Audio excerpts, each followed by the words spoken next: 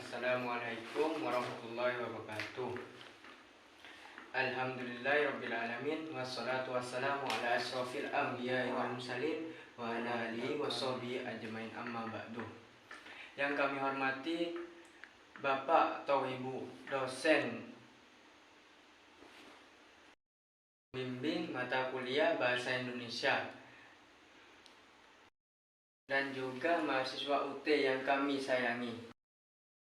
Pada hari ini, pada kesempatan ini, saya akan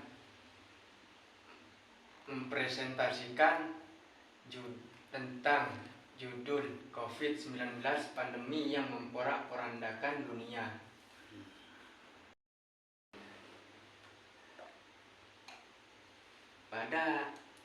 Pada malam ini, saya akan membahas tentang dampak pandemi COVID-19 terhadap bidang ekonomi.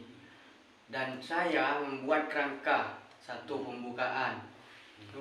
Pembahasan apa itu COVID, B. Sejarah singkat COVID, asal COVID, siapa pasien pertama COVID, bagaimana cara penyebaran COVID, C. Dampak pandemi COVID-19 dan terhadap bidang ekonomi, dampak positif dan dampak negatifnya. Dan juga nomor 3, penutup, keadaan COVID gimana saat ini. Dan saya juga telah membuat teks gagasan tentang COVID-19 pandemi yang memporak-porandakan dunia. Coronavirus disease 2019 atau disingkat juga COVID-19 adalah penyakit penularan yang disebabkan oleh SARS-CoV-2, salah satu jenis coronavirus. Penderitaan COVID-19 dapat mengalami demam dan juga batuk kering dan kesulitan bernafas. Sampai saat ini belum juga diketahui penyebab dari virus corona, tetapi diketahui virus ini disebarkan oleh hewan, contohnya kayak kelelawar, babi, dan seterusnya. Dari satu spesies ke spesies lainnya, termasuk manusia. Diketahui virus corona berasal dari kota Wuhan yang ada di Cina.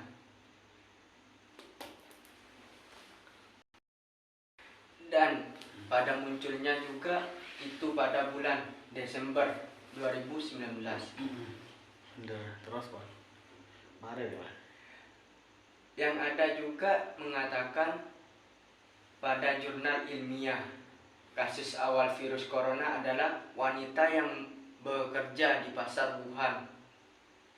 Yang menjelaskan temuannya makin memperkuat dugaan bahwa COVID-19 merupakan virus yang berasal dari hewan. Kayak tadi juga yang saya sudah contohkan. COVID ini adalah penyakit menular, bukan main-main. Infeksi penyebaran dari satu orang ke orang lain melalui percikan dari saluran pernafasan yang sering dihasilkan saat batuk atau bersin. Jarak jangkauan droplet biasanya hingga 1 meter atau 2 meter. Droplet biasanya menempel di benda kayak laptop, meja, namun tidak akan bertahan lama di udara. Waktu dari paparan virus hingga timbulnya gejala klinis antara 1 atau 4 hari yang dimaksud dengan 2 minggu, dengan rata-rata 5 hari. Maka orang yang sedang sakit diwajibkan memakai masker. Kayak polisi harus memakai masker juga. Pandemi COVID-19 ini mempunyai dampak yang sangat besar di seluruh dunia, terutama di bidang perekonomian. Contohnya saat COVID, jarang orang keluar dari rumah, jarang bekerja, sampai tidak mempunyai pekerjaan. Perekonomian pun di dunia sangat menurun karena tidak ada satupun interaksi antar manusia, tahu sana pues. kecuali mereka yang bekerja di bidang kesehatan. Semua pekerja berhenti. Contohnya kayak pasar atau swalayan. Secara fisik atau psikis, pandemi COVID-19 telah mengganggu lebih dari 8 atau 9 miliar manusia di Asia atau Amerika, Eropa, Australia, Afrika, dan Antartika khawatir. Sebagai mereka terpaksa harus menjalani fase social distancing, menjaga jarak aman, diam di rumah, bekerja dari rumah, bahkan beribadah di rumah. Tidak boleh beribadah di masjid. Selama berbulan-bulan atau 2 tahun ini, kami mengalami yang kondisinya sangat tidak stabil, yang dibilang mengerikan dari sisi jumlah dan cakupan wilayah wabah. Pandemi juga berdampak luar biasa bagi perekonomian dunia dan negara terdampak. Ancaman resesi dan depresi sudah di depan mata. Imbasnya juga dialami di Indonesia dalam 2 kuartal berturut-turut. Pertumbuhan ekonomi nasional mengalami kontraksi hingga 5,32%. Untuk mencegah ini atau setidaknya menekan laju penularan, sejumlah negara utama terdampak telah melakukan upaya lockdown atau tidak boleh keluar negara,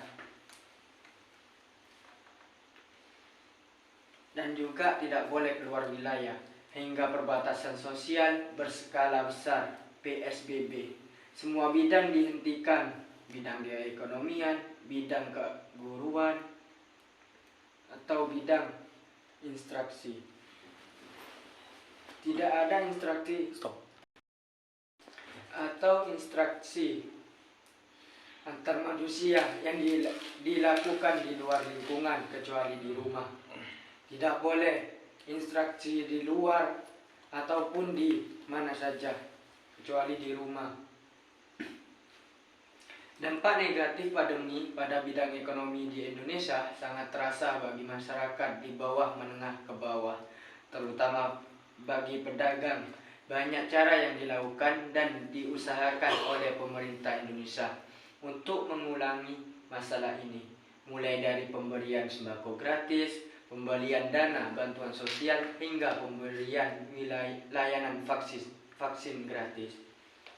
Para pedagang pun mencoba segala inovasi untuk tetap bertahan, hingga dengan berdagang secara online, seperti contohnya kayak Shopee, Lazada, dan juga lainnya. Shopee telah sangat membantu masyarakat untuk membangkitkan keuangan. Hal ini juga menjadi dampak positif bagi masyarakat.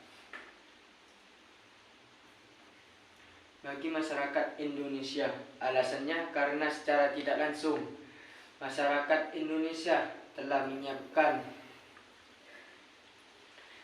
menyiapkan diri dalam revolusi industri, yang mana di masa depan dunia akan berubah menjadi serba digital. Selain itu, dampak positif COVID-19 terhadap ekonomi ialah pengeluaran masyarakat berkurang, hemat biaya transportasi karena aktivitas di rumah saja. Kemudian juga dari sisi media seperti YouTube, Spotify, Netflix, dan lainnya juga.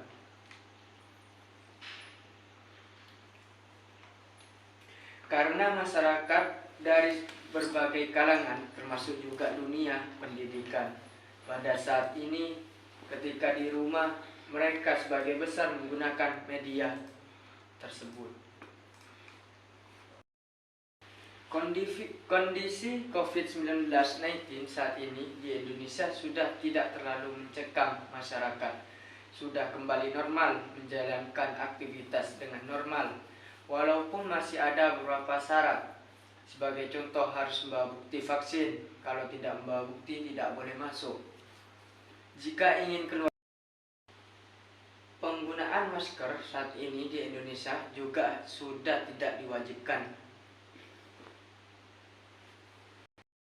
Dari kami, dan kalau ada salah atau ucapan atau juga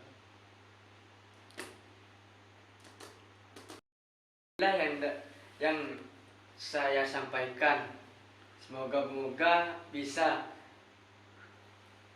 bisa bermanfaat bagi semua kawan di sana. Ya, wassalamualaikum. Wassalamualaikum warahmatullahi wabarakatuh.